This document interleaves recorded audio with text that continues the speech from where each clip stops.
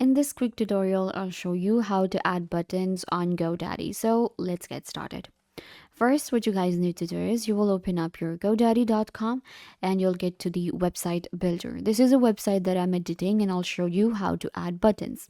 For that, you will have to first select a section and we're going to select a place where we want to add the button. So let's go ahead and add it right here.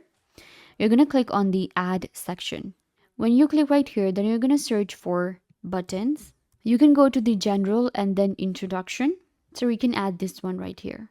Once you add it, you can see it has a button. Now we can get rid of this text, then this text as well.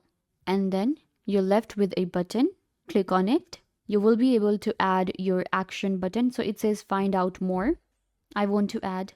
Click here. Then you can add the link to a page. You can add a website URL, phone number, or email address. You can also add a link to another page of your website. And then we have section on the page. Once you're done, click on done right here and a button will be added on your GoDaddy website. I hope that I was a big help. Don't forget to give this video a big thumbs up, leave a comment down below, turn on bell notification and subscribe to YouTube channel.